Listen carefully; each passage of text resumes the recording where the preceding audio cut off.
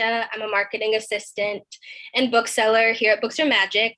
Before we get started, I'd like to let everyone know that closed captions are available for this evening's conversation. They might be on automatically on your computer, but in case they're not, you should see a CC button on your Zoom controls, either at the bottom control bar or by clicking more if you are on a mobile or tablet to turn them on.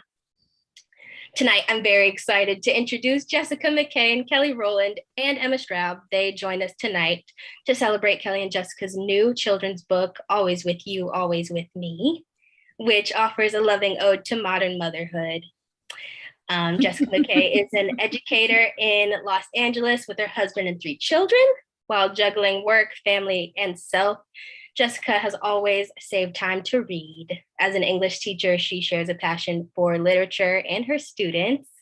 And as a mother, she shares a love of books with her children. And now as an author, she is sharing her first book with the world. And Kelly Rowland is a 4-time Grammy-winning award singer, songwriter, actress, and executive producer with over 40 million records sold. She is the co-author of Whoa Baby, a guide for new moms who feel overwhelmed and freaked out and wonder what the bleep just happened. Always With You, Always With Me is out today, and we're so excited for its arrival. In conversation with Kelly and Jessica tonight is Emma Straub.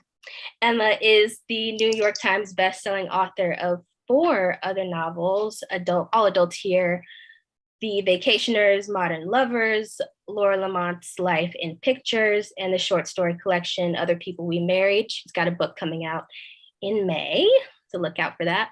Her books have been published in 20 countries, and she and her husband own our store, Books Are Magic, here in Brooklyn. Just a few housekeeping notes before we get started. First, there will be time for the authors to take a few of your questions at the end of tonight's events. So if you have questions at any point during tonight's event, please use the Q&A button on your Zoom controls to submit those. If you post anything on social media for tonight's event, feel free to tag us. We are Books Are Magic BK, and we'd love to stay in touch. Finally, if you enjoy tonight's event, we'd love it if you could support these wonderful authors by purchasing their books. As an added bonus, each copy of Always With You, Always With Me we sell tonight will include a signed book plate. So get your orders in now. If you're feeling extra generous, you can donate to our Venmo, the money which will go to a fund and keep the majority of Books Are Magic events free and open for anybody to attend. Tonight's event is free, and we're so excited about that. So thank you all so much. My colleague Amali will be putting a link where you can purchase books in the chat. And just so you know, we appreciate your purchase or donation if you choose to make one. All right, that's it for me. So I hope you join me in the chat in congratulating Jessica and Kelly while they start us off with a reading. Jessica, you want to start? Sure. Kelly has been talking all day, so I will get started right now. Hi, everyone. Thank you so much for joining, and thank you, Emma, and your whole team. So I know I'm in LA, but it's about 7 o'clock there, which is perfect for bedtime. So if anyone has any littles, they can join in as we start the read, because although this book is a children's book, it's actually it's just as much for the parents, specifically the moms. And so grab your little, get them on your lap, and we will get started reading. All right, Always With You, Always With Me. Monday, my darling child, there is a part of the day that your eyes never see. It's the wee hours of the morning, when it's time to start a new week. Before I go building at work, mommy builds your world. Then, as if perfectly choreographed by the universe itself, you, the sun, and the birds all rise and greet me with your light. Good morning, mommy, you say with a smile. but your smile quickly disappears. What's wrong, my love? I ask. It's Monday. That means you have to go to work, you say, on the verge of tears. Honey, I know it's hard. I miss you when I'm at work too. But remember, you are the most important thing in my life. Be on the lookout for magic traces throughout the day to show we're never too far apart. Suddenly, your eyes light up with excitement. Later at school, you find my magic traces and hear the words I always say. When I leave for work, you may think I'm not around, but if you look closely, you'll see I can be found. Traces of magic here and there show that we are an inseparable pair. Always with you, always with me. Mommy and child, together we'll be. Tuesday. Today I'm on a business trip. I march onto the site where we will be breaking ground and smile as I envision my design coming to life. As I work, I see your magic traces. That gets me thinking. I can't wait to see what you'll be when you grow up. I hope you will remember the words I say to you when you leave for work. When I leave for work, you may think I'm not around, but if you look closely, you'll see I can be found. Traces of magic here and there show that we are an inseparable pair.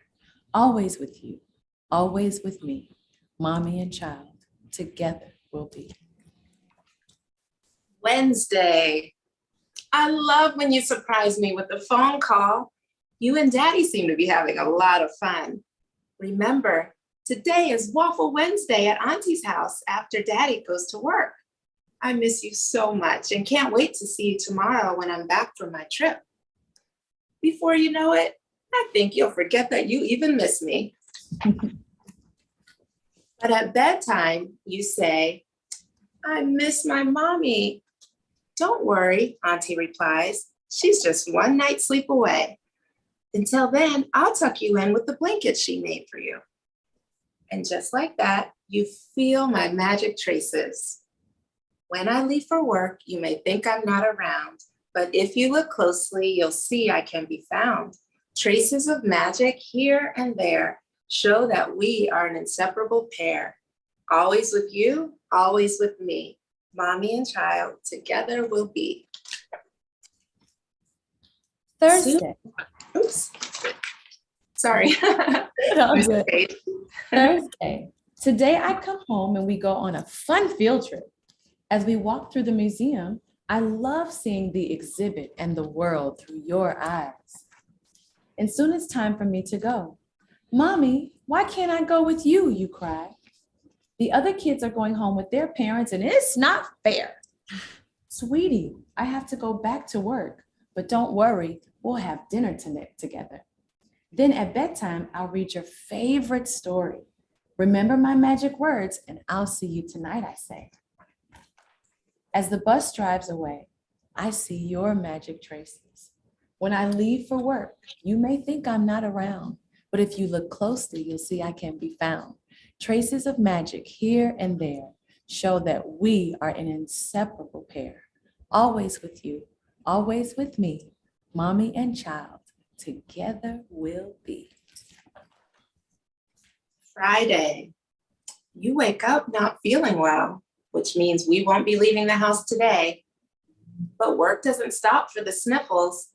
I'll work from home while you rest and sneak upstairs for extra kisses and hugs until you're feeling your best. As I leave your room, I whisper the magic words. When I leave for work, you may think I'm not around, but if you look closely, you'll see I can be found. Traces of magic here and there show that we are an inseparable pair. Always with you, always with me. Mommy and child, together we'll be. Saturday, time for pancakes and pajamas. Turn on the music, let's jam. I'll grab the ingredients, flour, sugar, and milk with a side of silly faces and a pinch of your chubby cheeks and lots of love. Voila, the pancakes are ready for our favorite part, the bubbles. We sit and watch the batter bubble. Doing this with you never gets old. Once the pancakes have been poured, flipped, and drizzled, we get cozy on the couch and catch up all morning long together. Today, I won't leave for work, and I will be around. No matter what, I can be found. The magic in the air shows that we are an inseparable pair. Always with you, always with me, mommy and child. Together we'll be. Sunday. The days go by so fast, and before we know it, it's a new week again. As we head to bed tonight, let's say these words together. Tomorrow you'll leave for work and I'll think you're not around. But if I look closely, I'll see you can be found. Traces of magic here and there show that we are an inseparable pair. Always with you, always with me. Mommy and child, together we'll be. And this is my favorite picture. We love that one. Bravo. Heart. Bravo, you two. It's, we were talking a little before about how I think every working mom can feel this book in their bones. This is, it gets right to those big feelings, I think, on both ends, on the kids' end and on the mom's end. I would love to know where this book came from, whether, how you two found each other. Let's start there. How did you two find each other? And then how did you together find this book? Our kids. Thank God for our kids, our school, our kids, the play dates. And the play dates turn into conversations, and the conversations turn into just knowing more about this extraordinary woman that is Jessica McKay, and all these ideas she had for children's books. And she had 5, but this one, of course, resonated with me because at that time I was doing The Voice, and that was in Australia. So the time difference and, being away from Titan was really tough for me. And when we started, talking about it and having conversations, it really just started to flow out. And I didn't really know what to do next. So I called someone that I knew by the name of Rhoda Ahmed. We love Rhoda. Yes. And it was just so incredibly instrumental in having us understand how important each page was, the specifics and intention of the mother and the son, and what we want them to, say and be, and what we want people to take away from it. Everything was so intentional, which is why I think she's an extraordinary author. Yeah. And wouldn't you say, Jessica, I think she was really instrumental in this, yeah? Yeah, just having her experience and vision really helped us. The story, it's our story, so it came from our hearts, and so in a way that was kind of the easy part, just sharing our lived experience every day. Kelly was traveling internationally all the time. I was teaching for most of my career, and then I started working in administration at a startup school, so it was pretty much around the clock for me too. And so the words just kind of poured out from there, but then having Rhoda come in and really give us the technical formula and breakdown of her experience with children's book, it just linked it all together in a beautiful way. And it was a great, team. We love each other. We love our kids, even our extended team, agents and pub. There's so many working moms. It's like a team of all women. And so everybody, has this shared love and experience. We'll have meetings and Zooms and kids in the background, and it's just okay. So it's funny how even after the book, when we have meetings, this really is life, and everyone, like you said, Emma, everyone gets it and continues on. They feel it in a way that, it's just real. Yeah. And I think that we hosted Rhoda at the store several years ago. I think she's incredible.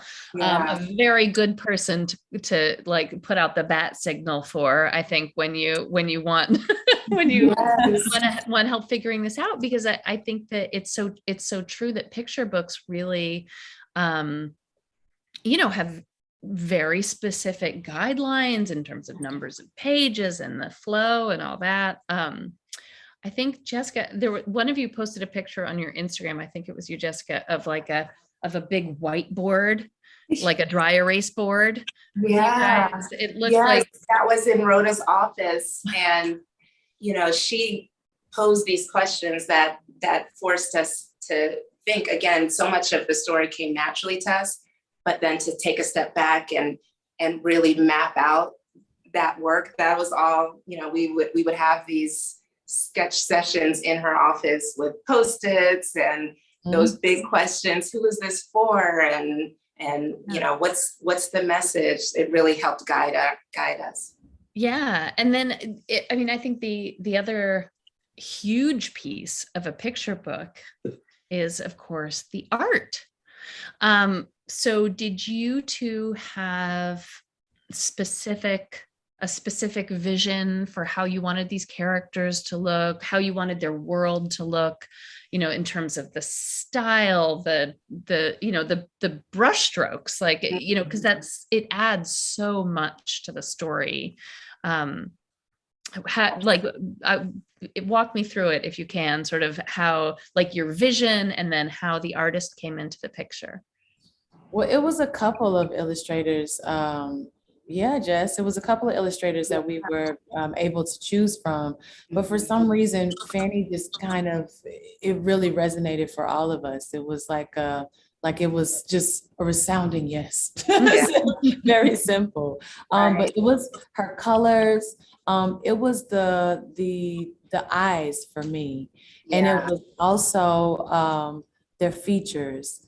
It was the fact that it was this little brown boy. I didn't see young kids of color or Black kids in books when I was growing up at all.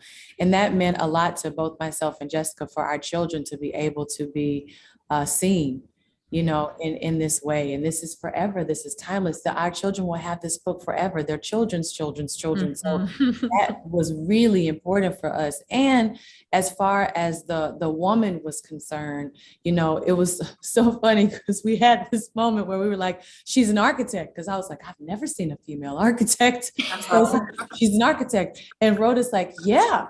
And the men are behind her. Yeah. It's like, the women are running it. And I was like, yeah, that's right. The women are running it. And we were like, so intentional with that, and the kids being immersed in art and creativity, like a museum. You know what I mean? Like, it's so awesome when we're able to take our kids to museums and they're being shown this world of so many possibilities creatively. And, for the parents who are like, oh, I don't think they'll get it. They get it in a way that is so incredible, to where when we say, I love seeing the world in the museum and the exhibit through your eyes, that's so real, because they can pick out and pinpoint certain things that we don't. And there's just still that innocence there, you know what I mean, that you learn from, that you grow from through your kids. And I mean, it's so much intention. To the mom crying at the wheel, that was me 2 weeks ago before I left for South Africa on my business trip. I'm like, oh my God, like, I've had this wonderful time with my kids and now I gotta go. This sucks. Yeah. So it's everything in this book is so intentional, but Fanny really nailed the emotions, which is what we really loved. And then, as Kelly is saying, both the big picture drawings and, of course, what each character would look like, but then the subliminal, what exhibits are we going to show in the museum? What are the billboards going to be in the background? Yeah. Oh, those, I love Serena, arm outstretched. Exactly. What messages? Because kids take in all of that, and so it's more than just, of course, the cover and the big pictures. It's the background. And then it was just fun. Some of the details, we got to style her and say, what is she going to wear? Oh, she's going to wear white boots. And we want her to be, we want modern motherhood to shine through. So she's, the way she dresses, it really embodies all sides of her, not just who she is when she has her motherhood hat on. She's she's got like fly work clothes, and so that was a fun part of the art too. Yeah. And I think it's also so important. I think, Kelly, like the moment that you describe where she's sitting at the wheel crying, it's not just, oh, I love you and you love me and it's great and I don't want you to feel sad and I'm not going to feel sad. It's not the pushing down of any of the more complicated feelings that moms and kids have. I loved seeing that it's the breadth of it. It's not just like, Yeah, we're great. we're all going to be good. No, I think that it actually, what I love also is that I love that this book gives opportunity for kids to ask the questions of, well, what do you do at work all day? Yeah. What I mean? And, well, you miss me? You feel the same way? It just opens up the space for communication, because I didn't see anything before this that allowed kids to see both sides. When we read these books, like Jessica was saying a couple of days ago, it's usually just the kids like, oh, so here they are in this big feeling by themselves. That's not fair. So, you know what I mean? Then you get to tell them how you're feeling these big feelings too. And we're just humans. And it's so awesome that we share this bond. And these are like our like traces, our magic traces that we're also building together, whether it's a letter in their lunchbox or me finding his Legos or cars in my purse. These are just our magic traces and things that bond us and just grow us as just a little, yumminess together. Yeah. Show me a mom who can't just like reach into her pocket and pull out like 3 loose Legos and a Pokemon card, Exactly. Jessica, I would love to hear about how teaching has sort of fed into your, your writing. And also, what Kelly said, I loved, which was that by the time you got to know each other and got to talking about this, you had 5 or 6 or 7 ideas on deck.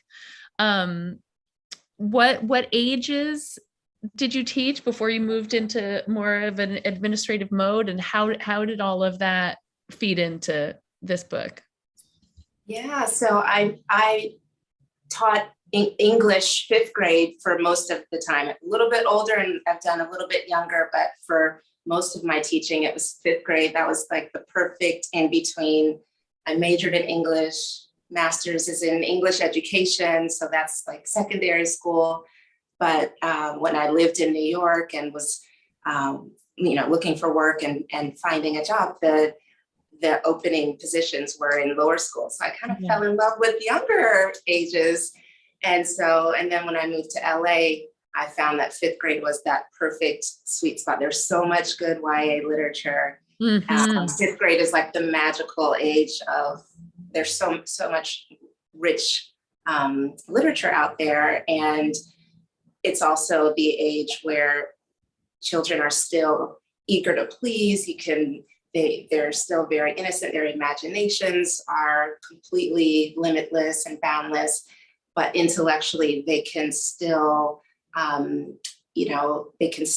meet you and take some deep dives. And so that's always been my philosophy to writing is our children are ready for so more than we give them credit for. And so I love playing around with poetic language or, again, introducing characters like, what is the adult maybe thinking right now? And playing around in ways that I think that children's literature may not have traditionally allowed space for, which is, again, why I'm so grateful for Rhoda and independent publishers and agents and editors who think outside the box. Because to answer your question, my approach to both education and writing is really outside of the box, because I think our children can handle it, and they intellectually, they really are, they impress me. I'm in awe of them. And I'm grateful for them, because that has informed so much of what I do now. People say, oh my gosh, you made such a big change from teaching now to writing. And I say, no, I think this is just an extension of the other. Before my audience was my classroom, my students. Now it's the masses and everyone who buys the books, but they're really one and the same. Yeah, it's just, I think it's an incredible being around young people, whether it's your own family or your sort of extended family and friends or a classroom full of kids. I mean, there's just nothing like that energy and inventiveness and just creativity. It's really, Yes. it is so inspiring. I Yes. agree. Exactly. I would love to know what some of your favorite picture books are, or no, they don't have to just be picture books for children. I mean, I would love to hear some of your sort of 5th grade zone picks, because I have a 3rd grader. And I have a 3rd grader. Oh, it's a good little zone. I hate it when people say that to parents, like, oh, what a good age, because I'm like, no, they're not. They're driving me crazy. Yes. But I actually do think that this is a good age. But so what are some like either favorite books from when you were kids or books that you love reading with your kids now? Any to share? So one that I love, I feel like it's actually, I would call it a cousin of our book, is You Be Mommy. I don't know if you've read that one, but by Carla Clark. And again, when we started this, I felt like there weren't many children's books that discussed or had a working mom character so prominent. But since ours went to publish, I feel like I've seen a couple, and that is one of them. It's You Be Mommy. The mom is saying, Mommy can't be mommy tonight. You be mommy and tuck me in tonight. And I love that it flows, it rhymes, it's clever, and it just captures how I feel. And my kids, one time, they could tell I was tired, and my daughter said, you should read You Be Mommy. I think you're in one of those moods right now. So we have gotta love that Claude. We just yes, love Claude. yes, you know how she is. And then they also love like really silly ones. And I noticed like at the LA Times Festival of Books, Chase and Titan were gravitating towards like the Dog Man, the graphic novels. They love over the top, silly. That's their world as little boys. And then the one that I think all of my kids love is The Legend of Rock, Paper, Scissors. Oh, yes. I can't think of the author right now. I think it's Adam Rex. Yes, thank you. And so books like that tell a backstory and just really, again, create this world. Like, this is a game we all play, rock, paper, scissors. How was it invented? And so they love that.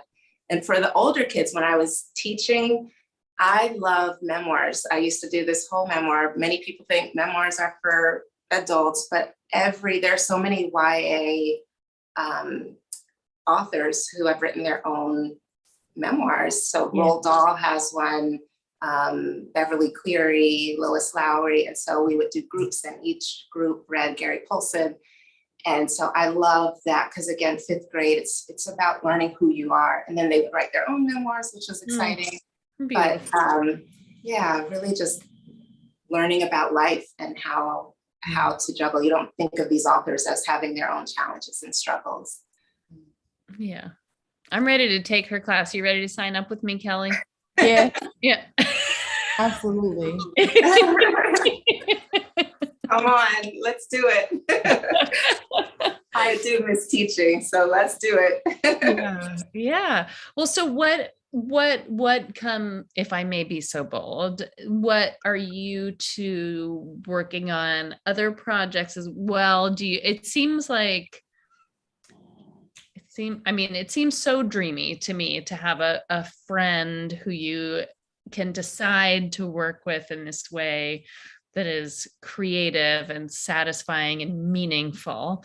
So I imagine that you two might have more up your sleeves. Jess? We love working together. I mean, even when we were with Rhoda at LA Times Festival of Books Sunday, it was just like a big reunion because of COVID. We hadn't seen Rhoda in so long. And You know Rhoda, Emma, so you can only imagine. She's like, okay, what's next? Come on, I want more books.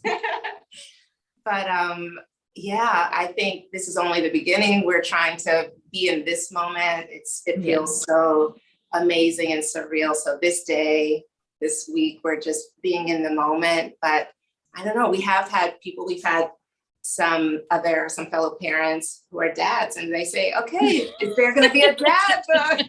It happened today Right, in an interview. No, it happened today, and he's like, yo, I cry when I leave my kid. I said, it's your turn to write a book. Like, he's like, well, maybe you can partner with me. I was like, I have to talk to my partner about that. I was like, but I don't know the male perspective. I don't know the father position. I was like, there you go. There's your shot. You're up. Yeah. Let's go. Yeah, exactly. That's so So funny. we'll see. And then there's the argument for like the kid growing. So maybe writing something for when, obviously this is like young children. This is perfect for toddler, early elementary. And so who knows, as our children grow, we might be inspired to do something for children of a bit older age. Yeah. And I didn't mean to put you on the spot. I did, it is obviously very important to just celebrate.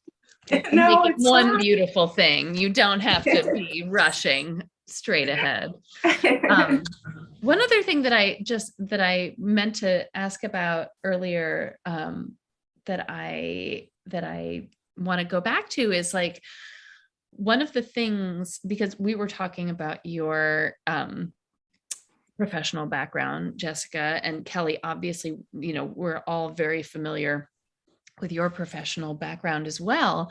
And one of the things that I loved in this book is the refrain, that there's something really musical about it.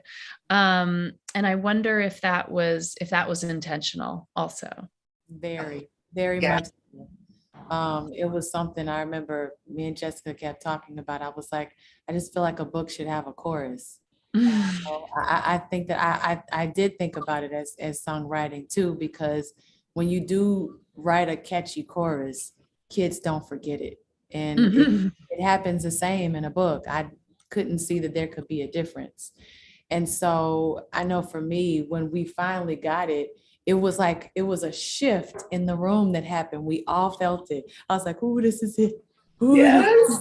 you know what I mean? And being able to say it to Titan, and the fact that he caught it like a chorus too. He actually recited it to me like, and he doesn't look at the words. He doesn't have to look at the words. It's a chorus for him, which is awesome, because I love that aspect of it, because when you are feeling those big feelings, it's like a balm. The whole intention of it was for it to be like a balm, where you're feeling that and it's like, okay, mommy said, when I leave for work, you may think I'm not around, but if you look closer, that's what it was supposed to do. You know what I mean? It's like counting, or the breath work that we encourage our kids to do.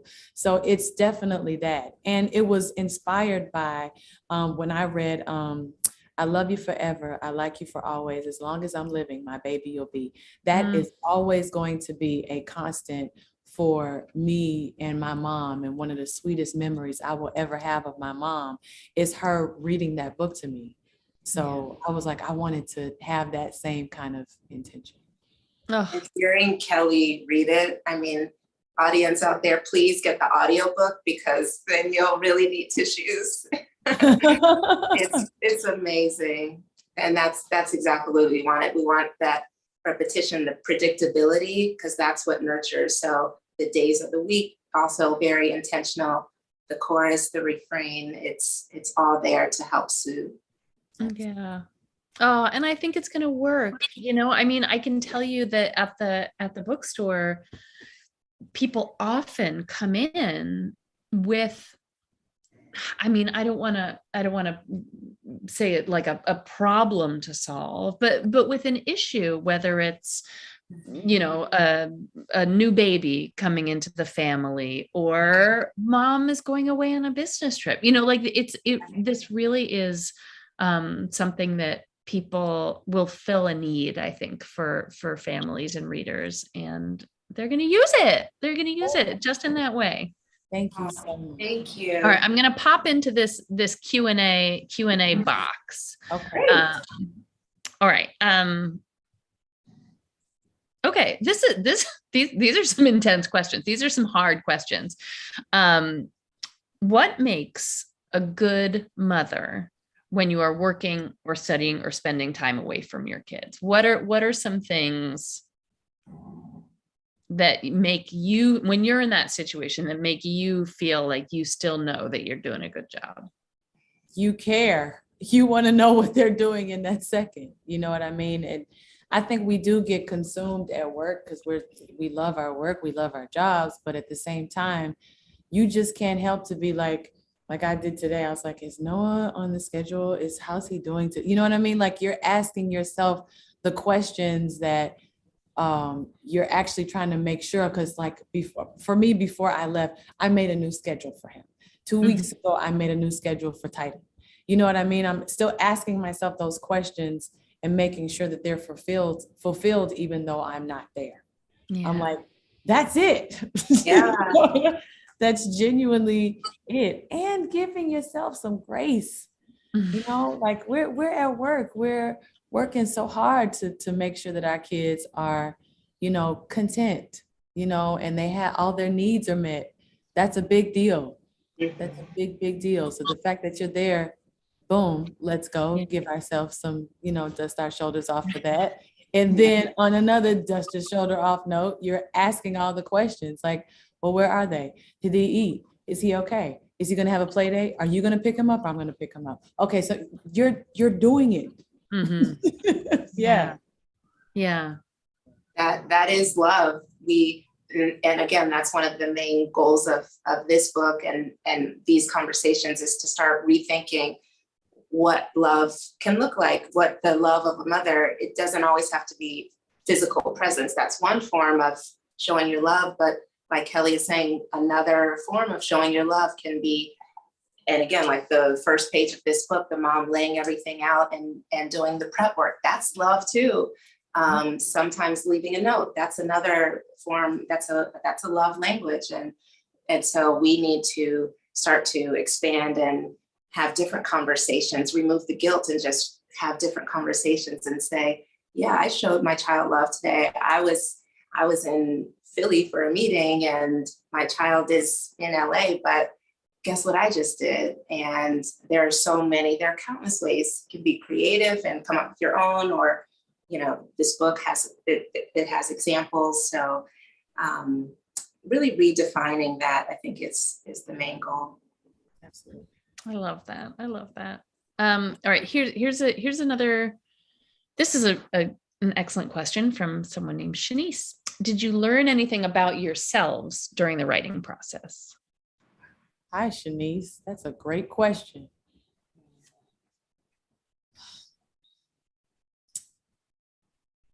Jessica, you want to take this one? I need a thought. Yeah, I know.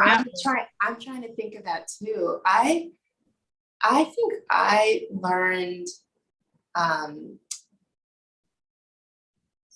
this word that keeps coming up to me is just like surrender. And so sometimes in writing or in life in general, we have to do to get a result, right? Like we have to do something to achieve a goal. And sometimes the moments of stillness are when you get the best ideas, when you just surrender, maybe meditate or just, you know, sit in that stillness.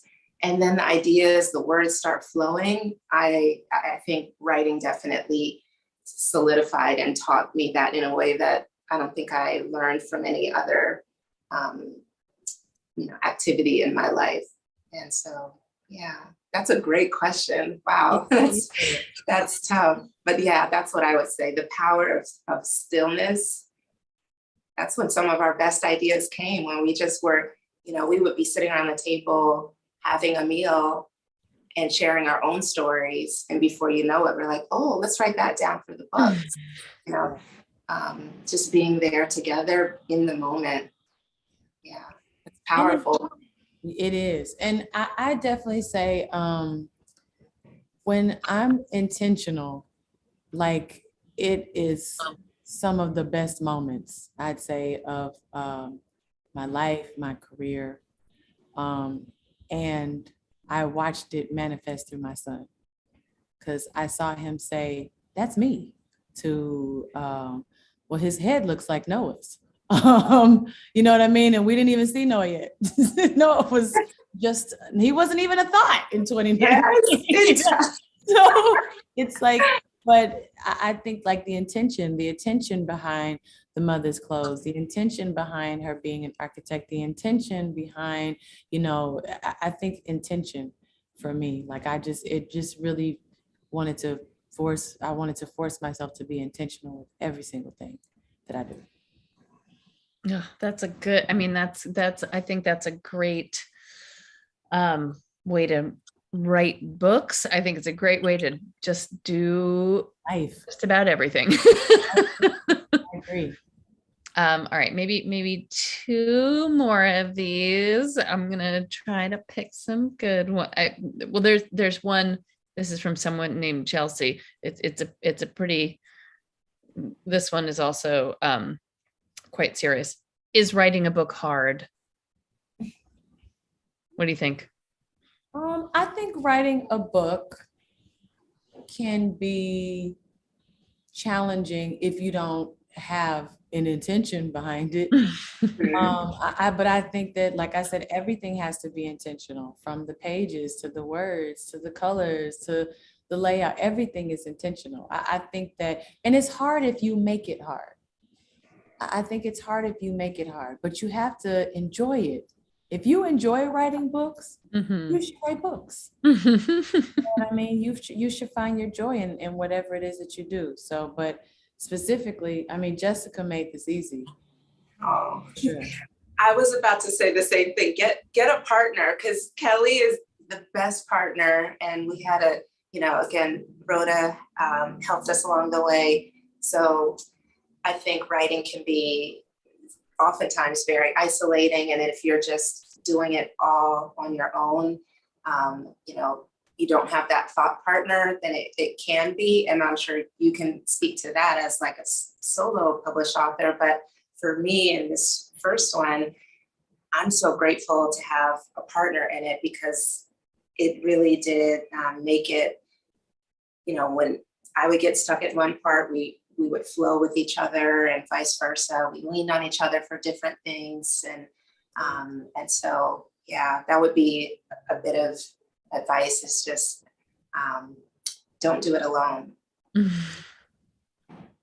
Yeah, I think collaboration really is the key to almost everything. Mm-hmm. Yeah. Oh, wait here. Okay, this is one more. I'm sorry. They keep asking good questions. This is from someone named Hey Fat, who says, do you play music when you write? We didn't play music, did we, Jess? No, that's a great question. It is, but we did listen to that beautiful crackling fire. Yes. For me too. Yes.